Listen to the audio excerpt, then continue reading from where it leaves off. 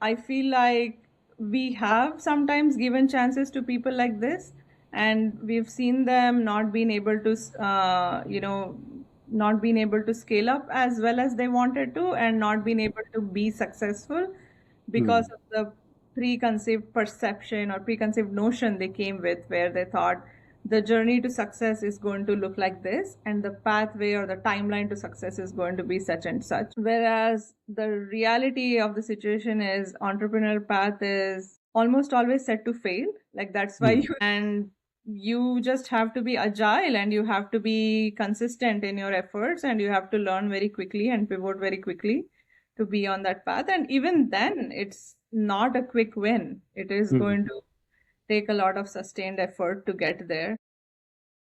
Right. Today we have Anu Joshi with us. Over a 17-year career in HR and talent across North America, Europe, and India, including talent roles at VTS and Nest Wealth. She's now the person at FutureSight who decides which founders get to build. Thousands of people apply to be an entrepreneur in residence every month, and only a handful make it through. What I find interesting is your claim that interview performance and job competence are two different things, and you've spent years trying to measure the second one directly. Take us into your world for a minute, Anu. How do you describe what you actually do? Interesting intro. Thank you so much. I feel like I'm doing good work here. So yeah, 17 plus years in talent has been a very exciting journey. I want to start with what I'm doing right now and sort of go a little bit back into what made me become what I am today. So I am the head of talent here at FutureSight Ventures. FutureSight Ventures is a venture studio. We co-found and fund B2B AI ventures. That's what we do. My role is definitely to build the network of entrepreneurs who go on to co-found these ventures with us, impact-driven ventures, I want to say. Um, I have an amazing team that partners with me on this journey. So I definitely will say I am not the decision maker here, but definitely the fortunate person to get to represent FutureSight as the first person in, when talking to entrepreneurs. My journey before FutureSight has been fairly interesting. FutureSight has given me a seat to sort of real time looking at how these impactful ventures, all these startups that we see that get built and that grow. I get the driver's seat to visualizing and seeing and being a part of how these ventures get built. And I've been here for, I want to say, just over 3 years. In my past life, pre-future side life, Yeah. I've been on the startup side predominantly as the head of talent partner. Very fortunate to have worked with some high impact driven and high performing co-founders. And you're right. From the time I started my journey in big corporates, the endeavor Hmm. has been to um, match talent to with the right opportunities. I guess that's how I look at my work. Yeah. Um, and one of the challenges that I've seen consistently through my roles has been how interview performance gets rewarded, and how, if you're able to sell yourself, you find the right roles. And there are so many people that probably are not the best sales leaders and not best at selling themselves. And Yeah. they miss out on opportunities where they could be the best performers when actually faced with the task of doing what they need to do in a job, right? Um, Now, with everything AI is enabling us to do, I think it's easier than before, definitely. So, yeah, so excited to talk today about how, as a talent leader, we are in a better world, even though the whole AI journey started with, oh, AI is going to take our jobs. Definitely want to talk a bit about that and Yeah, shed some we'll light on touch upon that for it. Yeah. sure. But can I ask? We're talking about people being rewarded for how they perform at interviews. What, in your experience, push you from thinking that to actually changing how you screen and how you do that right now? Yeah, great question. So, this came of a personal experience of having interviewed candidates where, I have previously worked with some of these people. And I believe this happened in my year two in my first job, actually, where there were some people that I had worked with previously. And I knew that these are like people who really perform at work. But when they were brought into the interview system, into the interview process, the feedback was negative, and it really, really surprised me as to how is it like I know this person's a high performer. Yeah. How is it that they didn't do well in an interview? But back then, of course, back then I was also a much more junior person in an ocean of what was that corporate ecosystem that I was part of. So there was not really a lot of impact I could have caused there. I still feel bad about it, but that was just the bitter truth. Yeah. Now, I would say, as I look at measuring talent, to me, the biggest, evidence that you can do a job well is doing the job. And what what does that mean? That means that when I'm interviewing someone, I would always fall back on seeing a work sample. I will always fall back on seeing how you do the work that you will anyway do if you were to be given this job. Mhm. And this means if you're a builder, if you're a tech builder, then I will want to see what you have built recently. It's Yeah. easy for you to put it on your resume and say, hey, I know the latest AI tools.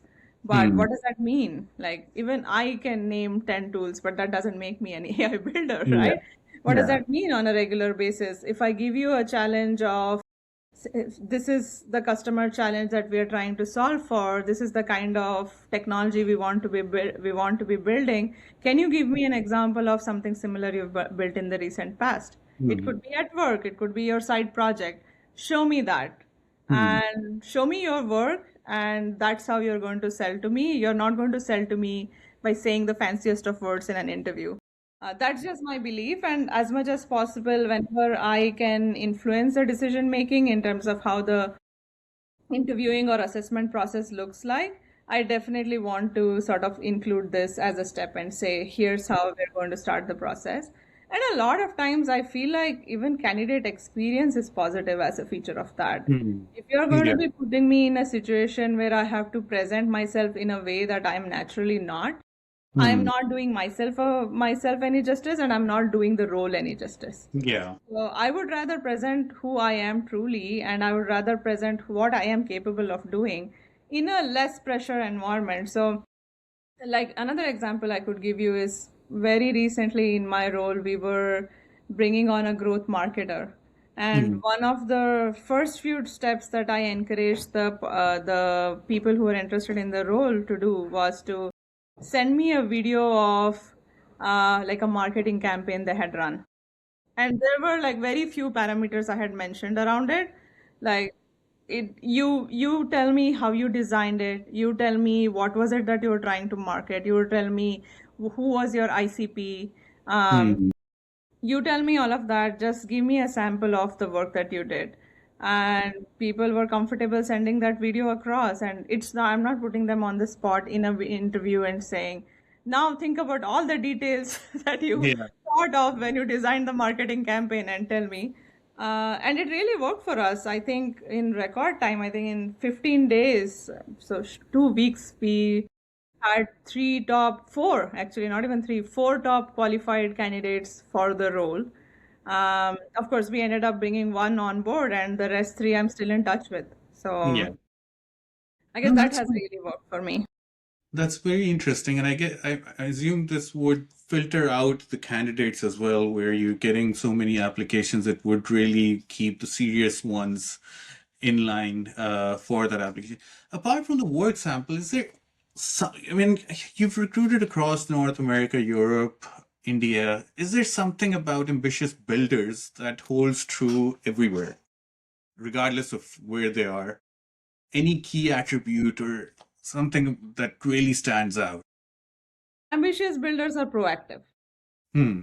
Simple. So the last time I was hiring for a person on my team, talent team, the person I ended up making the offer to is a person who proactively who interviewed and when interviewing asked me the right questions about the role, the opportunity, the growth opportunity, and what does it look like on a day-to-day basis. And they went back, did their own research. They did not wait for me to send them like a case study, which actually was my next step. But they did their own research based off of their experience. Um, and they came back to me with, here's how I'm going to do it.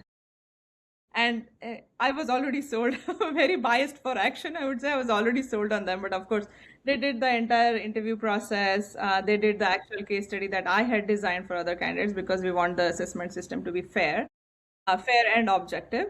So, but I have consistently seen that ambitious builders are proactive. Even in my current role, as I'm looking at entrepreneurs who express interest in a certain opportunity and want to join hands with us as co-founders, Mhm. ambitious builders are the ones that do their own research, that do their own background analysis assessment of the opportunity, and they come to the next conversation saying, hey, I spoke to two customers in my network, Yeah. here's the analysis of what I found out.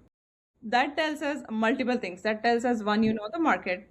That Hmm. tells us you know the industry, you know you have the network, and you're passionate about solving this problem. Like, Hmm. And those are basically the attributes you want in any person who you want to trust with so much investment. That's no, that's really that's great to hear.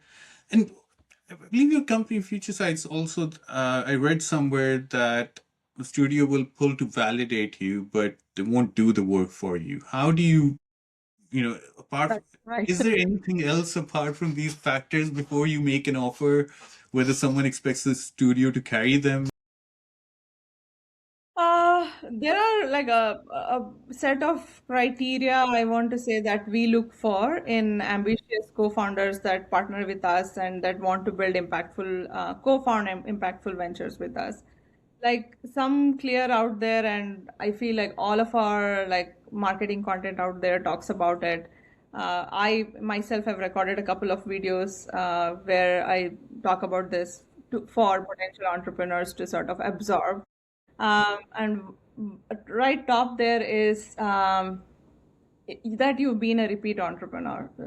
What does that mean? Why is it important? Of course, like the high signal of you built a venture, you've returned money back to investors, like that speaks for itself. Everybody wants to work with, partner with those entrepreneurs, no doubt. And all the entrepreneurs want to be such entrepreneurs. Hmm. That's definitely a big, big plus. But over and beyond that, I think it's about the tenacity of sustaining the ups and downs that a startup will bring in your life. Hmm. And I always say to entrepreneurs that being an entrepreneur is not a job, it's a lifestyle.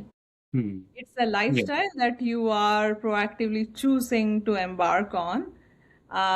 And it's something that you'll only know what it is when you've done it. So it's Hmm. important for us that you have gone through the rigor of an entrepreneurial journey. You've gone through the ups and downs. You have battle scars to show. Yeah. It's funny because just about yesterday, I was on this conversation with a few potential entrepreneurs, and I asked them this question. I said, "Was your venture bootstrapped?" And they said, "Look at me, Anu. Doesn't my face tell you that I'm a bootstrapped entrepreneur?" From Yes. having been an entrepreneur who's built something from the ground up without the cushion of a paycheck coming to you month on month, just Yeah. having that belief that this is going to be something big down the line. I'm going to look back on my journey and be thankful that I sustained, I persisted. So that's very important for us that you have those battle scars. So, and I always say having an idea is the easiest part of it all. Like all of Hmm. us have ideas. Like every day I think of something broken and I say, oh, there needs to be someone who builds Yeah. a solution for this. So that's like top there. Repeat entrepreneurship, having gone through the rigor, having the wherewithal to sustain an entrepreneurial journey. Second, I would say, and also top there is domain expertise. Hmm. So, going back to something we were already talking about, that when you're from the industry, Hmm. you know the challenges of the industry. So what's like the winning formula between a Anu and anybody else to Hmm. say if we were to build a venture in a certain industry, if there's a person who's been in the logistics space for 25 years versus Anu who has just probably been a consumer of the logistics Yeah, industry, like it's a whole what's the different winning ballgame. formula here? Like they bring the market knowledge, they bring the network, they know the problems. They've either lived the problems or they've seen their customers, their stakeholders having lived the problems. So that's also very, very important for us. And it's also all the more important because we, as a future site, we're solving very key problems in the said industry. Hmm. So our domain, our segment, we are very specific, we're niche, we're very intentional. So it's Hmm. important that the founders who partner with us are also as intentional and they're excited to be solving this problem. And that excitement comes as a feature of knowing that, oh my God, this problem Yeah. has existed forever, and let me be the person who's going to solve it. So that's, I think, top there. And of course, a lot of things trickle out of that. Like I said, if you're an industry expert, you bring the network, so that makes sales easier. If you're Hmm. an industry expert, you know the problem, so that makes it easy for you to identify with it and figure out solutions to solve it. So a lot of those things are like side shoots that are coming off of your industry expertise. Over and beyond that, I think I always say that being coachable is your winning game. Hmm. So the ability to accept that you're not going to be the smartest person in the room, the Yeah. ability to accept that I may have had whatever exits, but still I am not a know-it-all. I need Hmm. people who are going to challenge me. I need people who are going to be questioning me and who are going to be course correcting when they Hmm. feel that this is not the best path for the venture.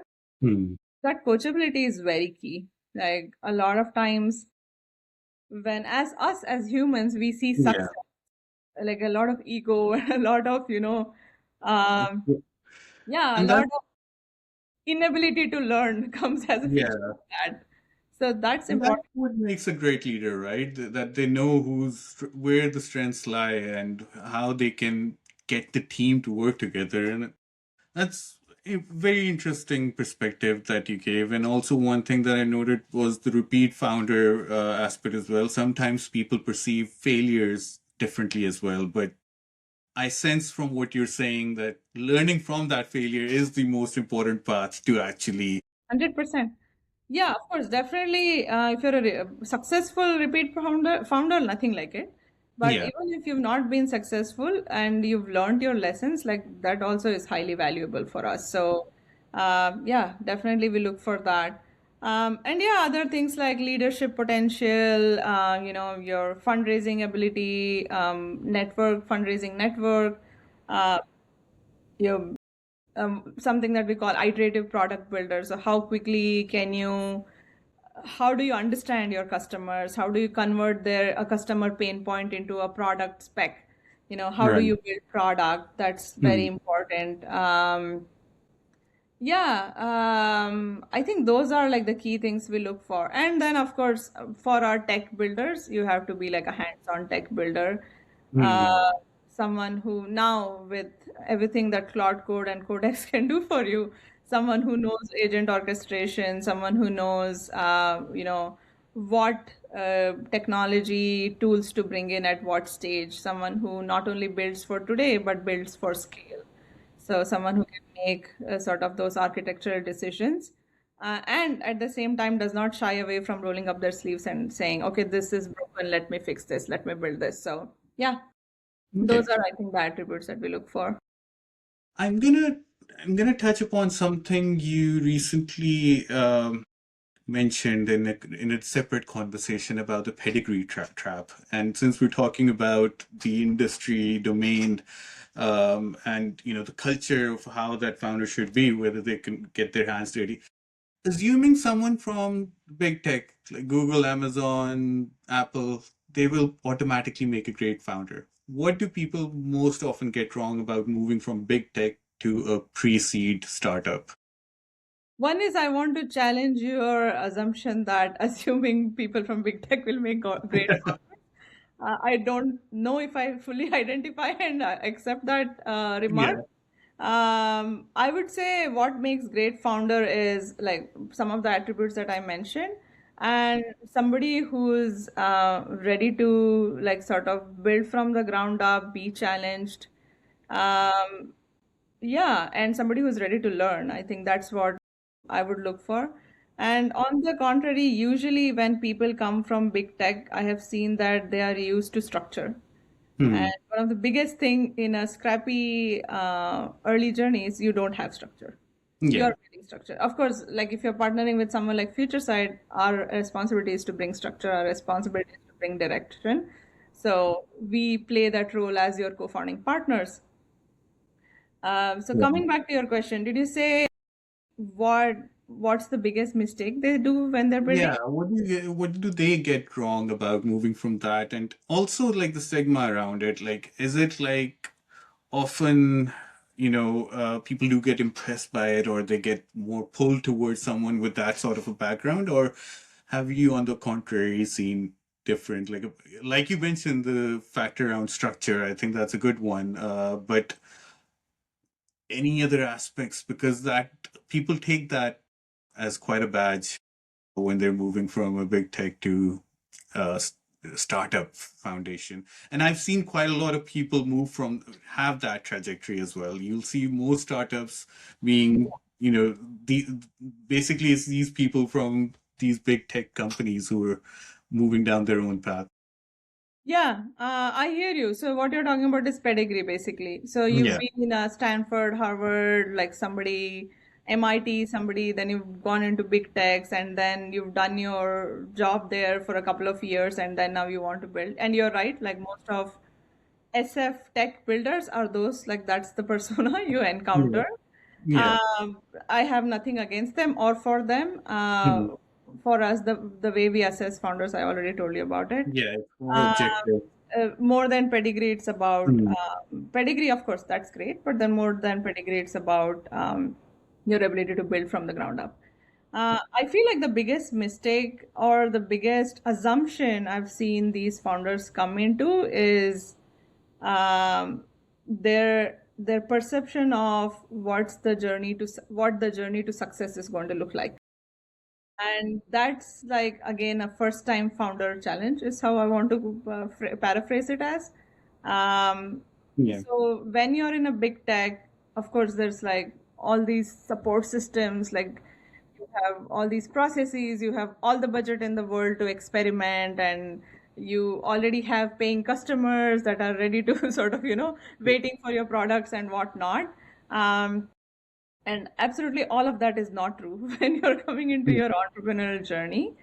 I feel like we have sometimes given chances to people like this, and we've seen them not being able to, not being able to scale up as well as they wanted to, and not being able to be successful because Hmm. of the preconceived perception or preconceived notion they came with, where they thought the journey to success is going to look like this, and the pathway or the timeline to success is going to be such and such.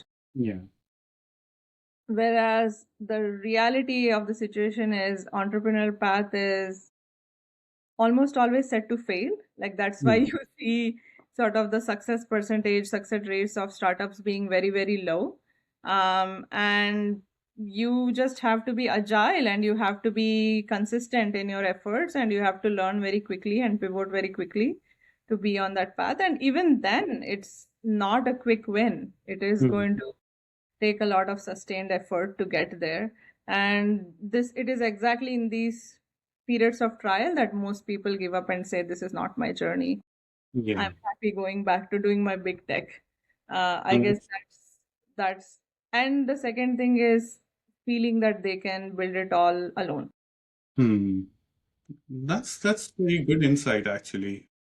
A lot of I think a lot of people might not be thinking that way, and I think that's something you being in the middle of all that and having that experience that you could really see that happening and observe those patterns. And so Tell me a little bit about the North American talent scene. You recently hosted, I think it was a Builders Founders Connect evening in Seattle.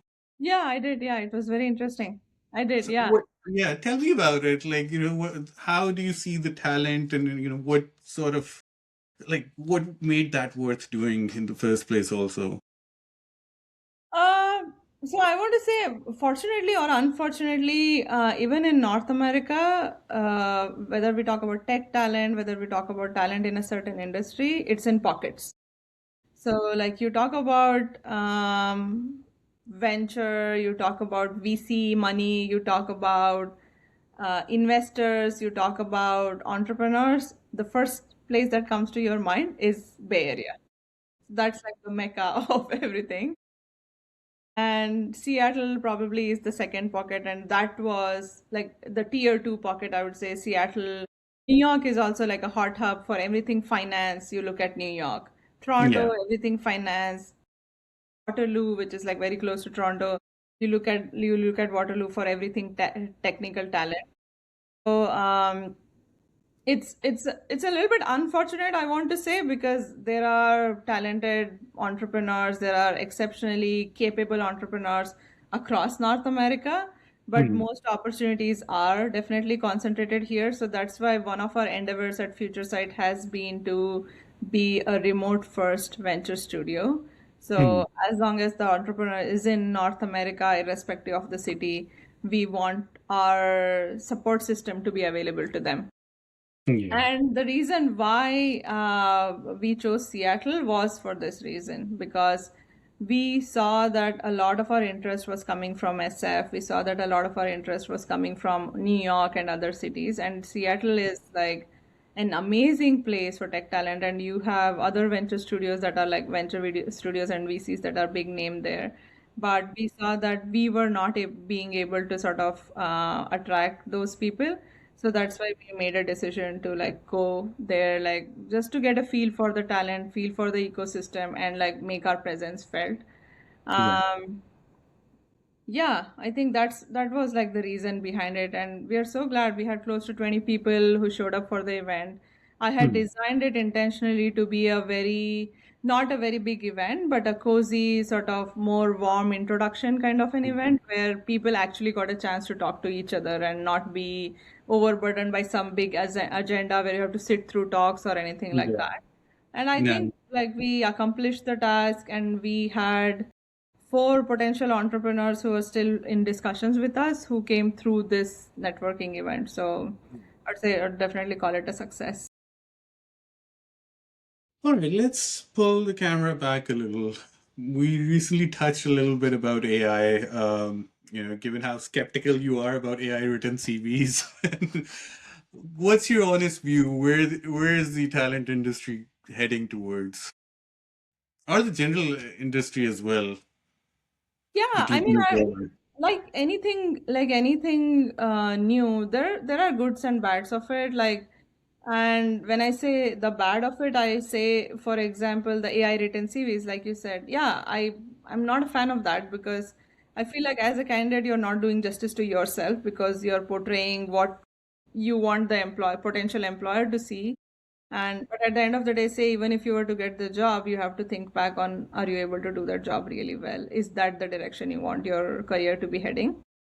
And for the employer, of course, like I am at the front seat of this, right? Like when I'm hiring for roles in the ventures that we're building, we recently had a founding engineer role open, and I think no, it was maybe a few months ago we had a founding engineer role open, and in the first 3 weeks we had 3,700 people apply for the role. Almost everybody on everybody's CV, they had done everything that we wanted to see. So I was like, clearly, this is not true. Yeah. One is you're doing injustice to a person who is already like who's really equipped to do this job. Hmm. You're doing injustice to yourself, and you're doing injustice to people like me who are there trying to find the best fit for the job. Yeah. So definitely I see that as a bad and not as a good for the candidate or the employer. The goods of it is though that whether we want to accept it or not, in every function, there are inefficiencies that we as humans have not been able to overcome. So, and talent including. And the way I have made AI my friend is that now I have built Claude Code skills for all these process inefficiencies that I have traditionally not been a fan of. Hmm. And whether I like it or not, there are now I like it, but whether in the initial part of where people are saying, "Oh, AI is going to coming for your job, AI is going to take your job," of course it was scary. It was scary for me too. But then now, as I'm looking at it, I feel like it's every talent leaders or every industry leader's imperative to look at your function in a more magnified lens and say, what parts of it can AI take away so that I can do my job in a more productive, in a more intentional way, so Hmm. that I am producing the results that my organization wants me to produce. And then I am at the same time being open to accepting this new technology that's going to change the way the world is working and Hmm. make it my friend. So that's how I think all of us need to look at it. And I believe that most of these new AI businesses that are headed towards removing those inefficiencies in each and every job. Yeah. But another, like, if I were to take in another view of it, a thing that I am not a fan of is that the entry level jobs that are getting eliminated as a feature of that. I want to Yeah. say I'm taking a curious approach to that. I want to Hmm. see where that takes us, Yeah. because as a talent leader, I have consistently been advocating for build versus buy. And what do I mean by that? Build talent internally, hire Hmm. people who are ready to enter the workforce and train Yeah. them up to do much more higher, more impactful jobs. And if I were to see a future where these people are not getting hired, Hmm. so like I said, I'm curious to see how teams will look different from here on. No, And it's different this time around. People keep on relating it to the dot-com time and the different revolutions, technological revolutions. But this time around, it started off with the white collar jobs. It's still like you still see in a lot of news how teams are being restructured, people are getting laid off. Everyone's become like a dollar sign as well. So it's it's like a double-edged sword. You're very excited about how much advancements are happening every week, but then again, it's the human impact of it is also on the side that you can't ignore. But I have personally, immediate family has paid the price for it. I want to say there are people in my sorry to hear that. family who have recently Yeah. been laid off. So, yeah, it's hit home for me Hmm. personally. Hmm. But yeah, I would still want to maintain that I'm taking a curious approach to seeing where this takes us. For me personally, I feel like, and anybody in the talent field or domain, I want to say this is going to do us good. It's just Hmm. for us as talent leaders to be smart enough to say, is it that we still need human in the loop, and where is it Hmm. that AI can take away sort of the operational inefficiencies, which make us Hmm. more productive, which may make us love our job a little bit more, is how I want to put it. Yeah. No, that's a good point, for sure. So you mentioned like you have thousands of applications, and I'm assuming with AI written CVs and AI written applications, or even work samples, those numbers are not decreasing. It must be only increasing. 100%. Yeah. Something something in your internal setup had to scale fast, right? Well, like what stretched the most? Where does your team's time actually go with this onslaught of so many applications now? Well, we bring in AI as well. Hmm. So we have, I mean, of course, we have applicant tracking system, and I'm always cringing when I'm using that as a reference to entrepreneurs, because these are not applicants, these are not people we are hiring, these are our potential partners who are going to co-found ventures with us. But of course, there has to be a tool that's managing that brings method to this madness, right? So that's our tool. So we do have tools that enable us to have like one single source for all these interests coming in. but the capabilities that these tools had wasn't good enough for us. So we built Hmm. internally. Okay. So I worked with our own internal sort of technical team to have an AI screener of sorts built, which um, has much finer ability to sort of identify the right fit for our ventures, and that helps cut down the noise, I want to say. Yeah. So it's safe to say 20% is the max that moves to the Hmm. stage where I have to review it. And the rest, 80% of the noise is cut down at the initial stages. Yeah. But few key things to note here as like a talent leader who's still dealing with humans Hmm. and humans at the end of those resumes and not just resumes. Yeah. Um, One thing we ensure is that we acknowledge 100% of everybody who expresses interest in us. And this is from different sources that come through applicant tracking system. We have other intake forms. We acknowledge all of these interests within 24 hours of them reaching us. If somebody is not moving forward within 48 hours, they are notified. And after a conversation with me, the next communication to them also goes within 24 to 48 hours. And even after that, through the process, if somebody is not moving ahead, we keep them informed within like 2 to 3 business days. So we're always ensuring that, yeah, like very early on in my talent journey, I was one of my mentors, me and them were talking, and Hmm.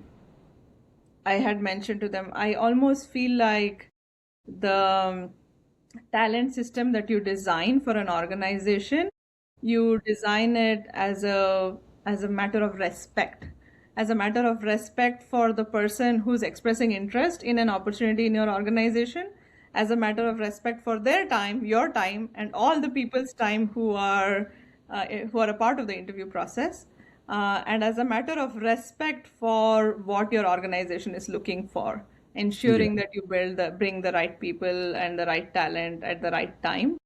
So that's how I've always approached it. And So that's really nice. It's really nice to hear yeah, the so approach. And, so that's how I look at it. So hmm. yeah, the method to madness, the short answer is we also use AI, Yeah. not shy from it.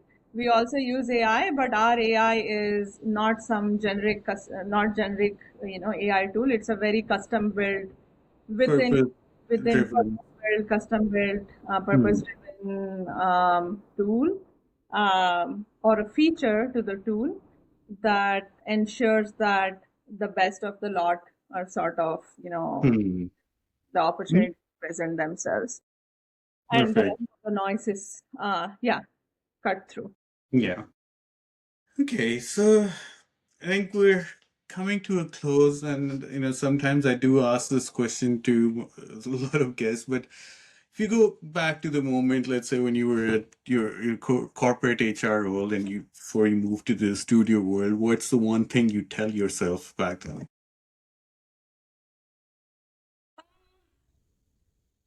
I'm just thankful for the journey. Yeah. I say well done to myself. I don't know if that's a little proud, but Of course. I'm just thankful because there have been so many moments of,